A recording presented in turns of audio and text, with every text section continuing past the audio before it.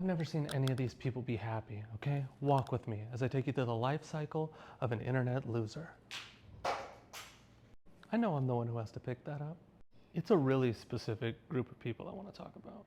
Chud, the incarcerated builder, Andrew, human trafficking Tate, Michael, the original herpy Rappaport.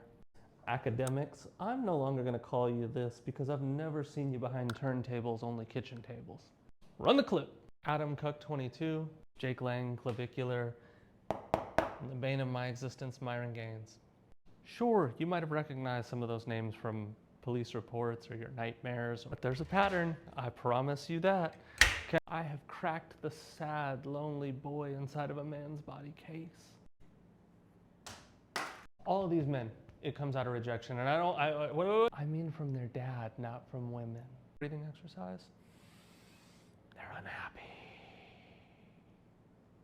All right, so here's what happened.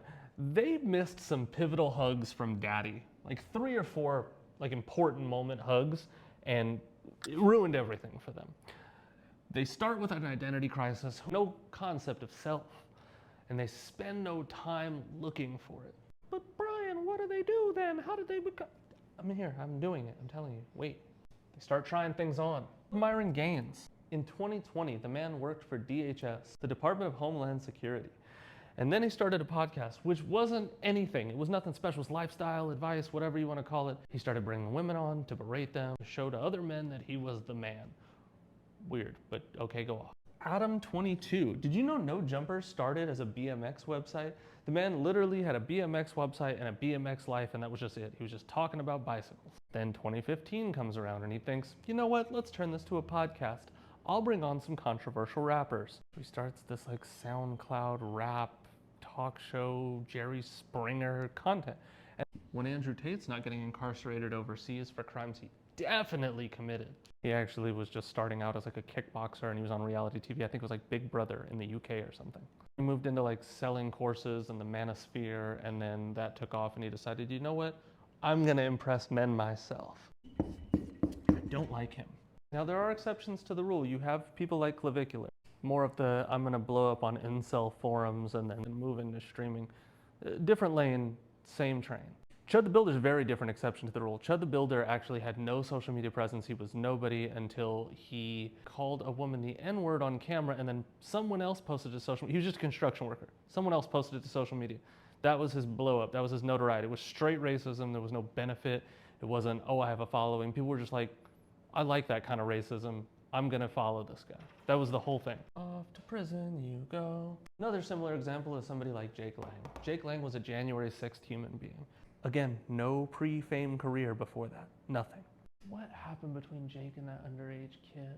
Say Jake, I hear you like him young. Like I said, there's exceptions to every rule. Michael Rappaport, big into movies, even bigger into being a human piece of was a big time actor.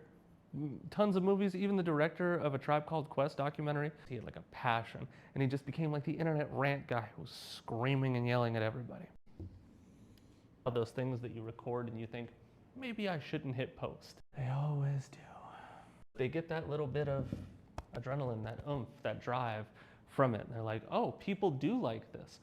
I can continue to say something because those people seem to hate it, but those people seem to like it. Brings us to audience capture. Those people start to gain an audience. They start to get a little group of little hate monstery people. Bad person too. Yay, he's a worse person than me. I like him. Woo! That's what you look like. Remember, we don't know who we are, and once we get that audience, we can't really get rid of it, right? You start to fuse to this identity. You start to become what you're talking about. And because of that, if anybody disagrees with anything you're saying, they disagree with who you are as a person. And if you disagree with what I think, you must disagree with who I am as a person. So we can never hear each other out. I don't want to hear any of them out, for the record. I gotta be crystal clear. From there, there's really only one place you can go. You gotta escalate it, right? You gotta continue on this trend because it's making you money, it's garnishing you views, it's getting you an audience, it's getting a community for you, people that agree with you, at least enough to buy your shitty merch. Not enough for Michael Rappaport to pay for that herpy on his lip, though. Apparently not enough money in the world. Honorable mention, fuck Jack Doherty, Neon, Sneeko. Can I get an amen? The irony of this is it takes you right back into an identity crisis because you fused with some ideas that you were trying on, and now you still don't know who you are. So you kind of just either have to repeat the cycle or continue to double down and 10x it, brother. All this because you didn't hug your kids. You didn't talk to your sons. You didn't raise your boys to be men. You let the internet do it. You let men who are internet losers raise your children into being losers themselves. Read a book, hug your kids. I don't know anything though, I'm just guessing at stuff.